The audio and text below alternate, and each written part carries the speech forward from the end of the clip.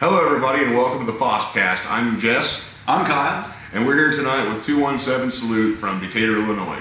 Go ahead and introduce yourself, guys. I'm Hughes. I'm Diaz. All right. You guys want to give us a little history of your band, origins and all that, styles, influences of the band itself, and kind of a general outline of what it is you guys are doing? I came from more of the melodic death and black metal scene. Oh, sick. And he was a kid at our shows, Yeah. getting in fights outside. 17, going drunk, getting kicked out, yeah. And, we'd known each other years, but never got together in a band. Yeah. Just had separate projects. Yeah. This is finally something we got together with. It all just fucking landed in our lap. I mean, really, it all just kind of fell. All right.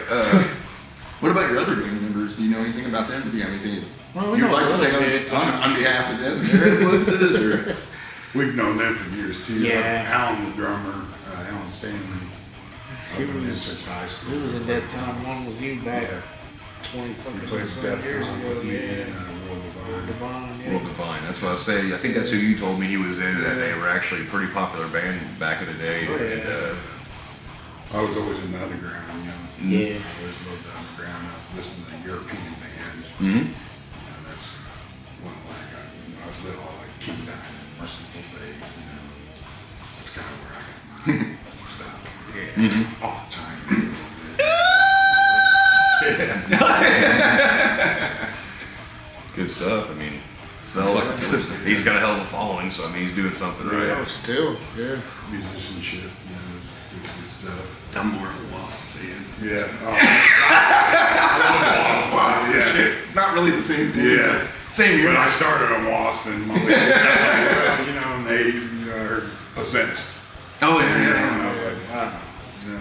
I remember coming across Possessed in a guitar magazine. I got a bunch of these guitar magazines way back in the day. It was probably like 96, 97 for me. And I was 11, about that age. And I got these guitar magazines. It was like top 10 thrash or like thrash albums. And of course, you had like Metallica and you had all this stuff in there. But I remember like you seen Possessed. I don't know if they were necessarily thrash.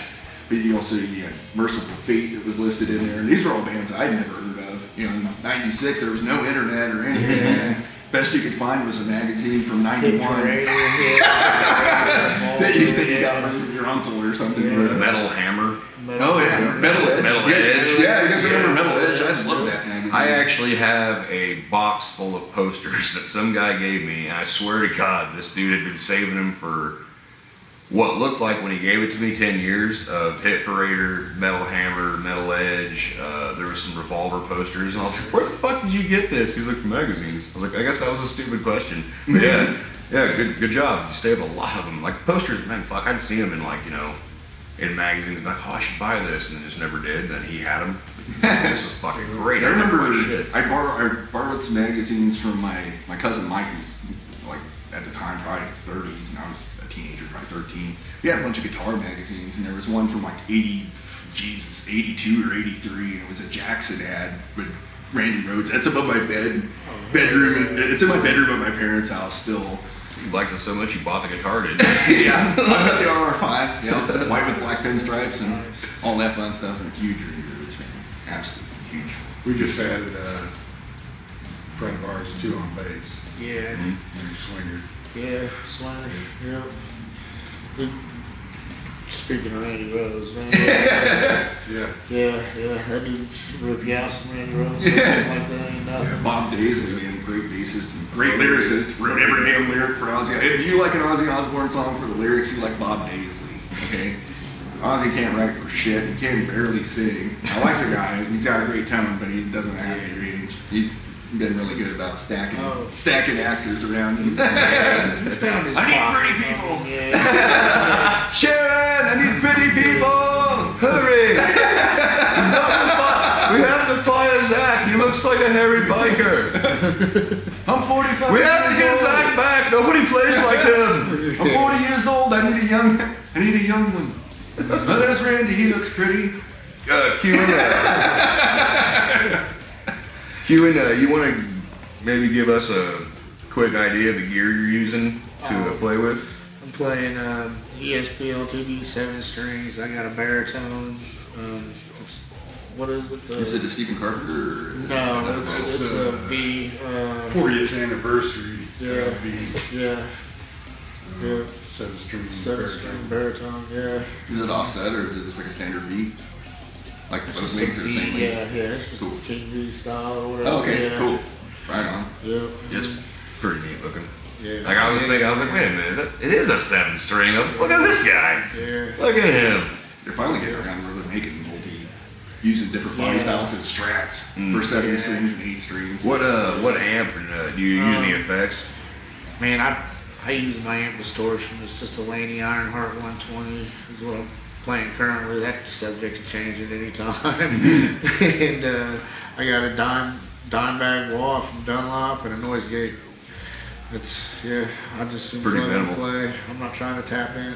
Yeah, but you gotta have wah. Wah is just it's a must. Okay, that's what I meant to say. Yeah. Is wah is a must. I think it just sounds like you can have a great solo, and then even if it's just one little wah note at the end, your balls in the solo just went from like normal sized balls to like basketballs. That's just my own personal opinion, though. I mean, unless you do it like Kirk Hammett. Unless you're using, You gotta have some taste. Yeah, 'cause unless you're using a wall like CoverGirl, then it's different. If Yeah. you're using it tastefully, it's You can't just dump the wonderful. whole spice rack in a bowl of noodles and call it a dish. You can call it pho, but it's short for fucked up. Tony, what kind of rig are you using? I got a Randall 200 RG. It's a little one. Same one he was using in Death Con 1. It's Oldie been around. but Yeah. It's been around. Wasn't been on shows. Jay Younger used to use one of those? I think on it was on the Sixers. He still and on I think it was an RG 100. It was like a 100 model. That's what Dimebag Yeah, is. that was used on Astro Creep as well. Yes. Killer solid state amp. I have an Ampeg VH140Z that I love. It's solid state. He cuts through pretty well. Yeah, no, that's stellar, man. I'm a solid state nerd these days. I got an ESP. It's a Gary Holt signature. Oh, really? I play 6 strings, man, so, Yeah. but I play it in a hurry. I was gonna say, how does that work out if one takes the low end, one takes the high end? It's almost like a corn style, but only they both use 7 strings for some reason, I guess. Is that, We got no definition. Yeah. Well, arrangement, I mean, really, if you think about it in the context of like an orchestral arrangement, you got a tuba that does its one thing, and then you got, maybe like a French horn or something above it. It's doing something else in a different spectrum of, frequency. Yeah. So it all works together Right. versus, Yeah. a bunch of mush, really. oh yeah, if you guys are able to make it jam, that's really all that matters anyway. I don't think Yeah, I'm anybody's. running standard E flat. He's dropping A. Yeah, No, okay. Drop in. Really? E flat. That's pretty interesting there. Yeah. That's definitely that's not your average. I was setup driving there. our new bass player nuts. He's got like his top 2 Yeah. strings tuned way low, and the rest of them are like just flat. He's just running a 4-string and E flat too. Oh really? Yep. Just a 4-string. That's what I did when I played bass. Yeah. Flat. Yeah. That's the reason I went to a 7-string, trying to write off the end. I needed more. Yeah. I needed the extra. Need more shit. Yeah. More reach and More everything. options. Yes. What did you guys know? You said your bass player's playing the same rig you were. Yes. What is that setup? It's got a dark glass 900 head. It's a nice amp. Yeah. And it's got a Pro Series Ampeg. 410 Ampeg. Camera compressor and then noise gate. That's about it on that. Yeah. Just sound too. Yeah. Just Is he playing the same bass you were playing, or has he got one of his? No, he's using the Schecter right now. Does he? I have the Thunderbird. Mhm. Does that still have the same grind circuit in it as like the dark glass, like V7K? The dark, it's the pedal, like everybody's all Yeah. nuts about it. Yeah. I think grinds so nice. Yeah, I run a little distortion on it. and Yeah. It just has that. It's yeah, just sound got a to it. nice, man. Yeah. Hmm.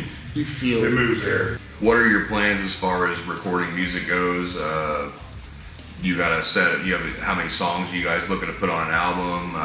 What do you think an average length of your songs are going to be? Something of that nature. Like you got long songs, you got short and to the point songs. It's changing. I mean, they're not, I say 3 minutes, It's Yeah. average. Some of them Yeah. go longer. Some Just of go them- by feel. Yeah. Wherever the song takes you. This sounds good. We'll Yeah. we do it. And Yeah. It's a variety. It's all heavy, but there's funk in there. There's blues in there, rock and roll, Yep. metals and all. Metal's gonna happen. It's just, It's natural. we don't even have to try to make that happen. Yep, it just kind of happens when it It's feels like it's it. a natural, what we're doing is all done naturally. There's nothing forced or pushed or, you know, I mean, it feels good. And we're on the ball with it. Yeah, that's really important, Yeah. man. I mean, I was speaking from my personal experience with my group. That's exactly how we feel whenever we write. As long as we've all got that look on our face, like, fuck yeah, we're doing something right, we already know that whatever the song does from that point on is probably how the song's going to be. And it's a good feeling when you get that, especially when you guys have a really good chemistry like you guys have, and like I've seen you on stage, and now you've been talking about with your new member and everything. I look to see you guys putting something out probably sooner than later, I'm sure. Oh, yeah. Once the sets wrote, really. It keeps getting longer. Hey man, that's not such a big deal though. I mean, if you guys got a longer set, then I'm not saying that it's not like a less mouths to feed situation, but in a certain situation where if somebody were to back out and you guys could cover an extra half an hour, I mean that's more. It's more cut in your pocket. Everybody has a good night. We don't have to go home early. So I mean, we have a fucking, I think it's 50 minutes is what the album length is, which is basically what our set list is comprised of. And then we've got 3 cover songs that in emergency situations we can sprinkle in, and we've got a new song that we've written recently that we're very content with being able to play it live. So that helps out too. We're hoping that, you know, get those long sets in and we can start having stuff more often like that. But well, around here, as far as the shows we got to put on too, it's typically an hour set, 45 minutes, 15 minutes for breakdown changeover for the next band. So you can't quite be that band in like bigger cities. You have venues and you're looking at like 25, 30-minute sets, which are pretty easy to get through. That's like 5 songs. And around here, otherwise you're throwing in covers. You need to have a 45-minute set. Ideally, be able to do anything. I mean, eventually we're gonna have 2 totally opposite sets. Yeah. Because I mean, we've got some straight black metal, tear your fucking face off shit, and then we've got like Click Grinder. It's just a bouncy, groovy, cool motherfucker. I mean, I understand. As far as shows go and everything, you guys have one July 13th. It's another Field of Scream show here in Windsor at the Lucky Dog Pub. There'll be Ciraxis, Sons of Cain, 217 Salute, and 3 Minutes to Live from Nashville, Tennessee will be up here. That's going to be one hell of an awesome show. I'm really stoked to see these guys again for one. And also, 3 Minutes to Live. I can't emphasize this enough. Look them up. If you like music of the heavy nature, these guys got it. It's great. You got that show coming up. You haven't got any more booked as of right now, but I'm assuming you're probably going to go into that mode. Yeah, it's coming pretty quick. We just got to make sure Trish is ready. Yeah. You as a motorcycle rider, you're probably going to prefer winter shows? No? You don't think so? Oh, I'll play winter shows. But I ain't real fond of like packing my gear and then having my hoodie froze to myself. I'm not really. That show you guys played in January. Wearing shorts because I'm fat and I sweat all the time. I understand. Drinking up whiskey. Come on in January and having your mustache and your hair froze and everything else, man. I mean, Fuck it, play it summer. Get you a trailer for your bike. I think it was a sidecar. Amp sidecar, that's it. better chance of me riding on a sidecar than putting my fucking bike on a trailer. All right. That being said, we're gonna take a short break here. Take some time here to check out Ciraxis' new music. They've got an album coming up here pretty soon, and stay tuned.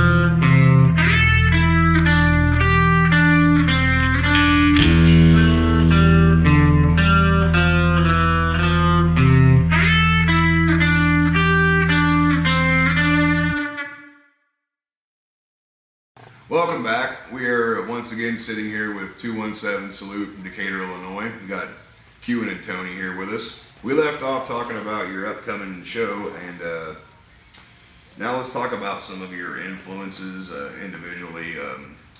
What and who was it that made you decide you wanted to be a musician? Honestly, I started playing guitar when I was 4. It was kind of decided for me. But I knew whenever I seen Pantera open for Skid Row in Springfield, like on the Slave to the Grind tour, that I was going to play fucking metal. Plain and simple. That was the deciding factor, man. It's a pretty good story. Yeah. Who would you say your biggest influences are as far as your style and how you've modeled yourself as a guitar player?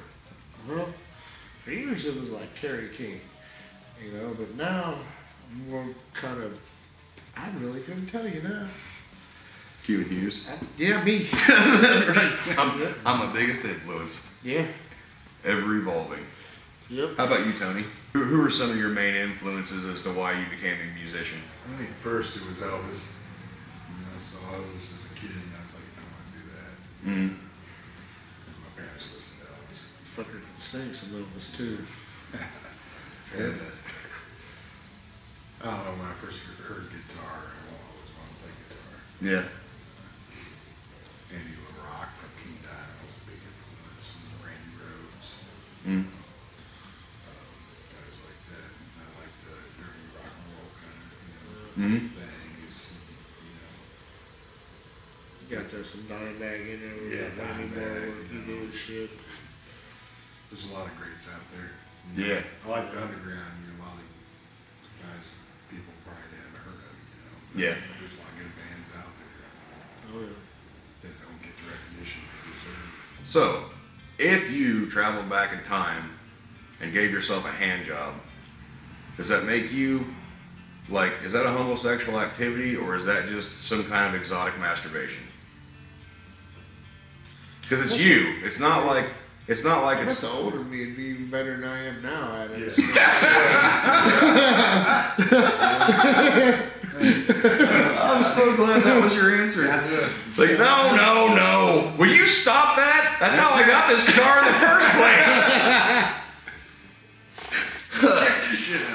I know it's a really stupid question, but it's always You're bothered gonna me. fuck your wrist up, you keep doing that. Like, I'm not talking about going all crazy. Yeah, if you go back in time and you gave yourself you see how much happier you are, and like, what is that? How does that work? Because if you're going how would back, that affect your ability to masturbate now, though? Because I mean, You'd got be your like grandfather advanced. period. like after you go back and jerk yourself off, like all of a sudden, whenever the future, whenever it hits the future you, when the wave hits, you're like, I can't do this without another. Oh fuck! Like you screwed. Like, so you think it's like butterfly effect rules? Yeah. Like you screwed yourself. I was thinking, at least it's not like time cop rules, because in time cop, if you touch yourself, you turn into a big amorphous blob and then you disappear into nothingness. So that wouldn't be productive at all. But if we're going by butterfly effect rules, your way now makes it sound way scarier.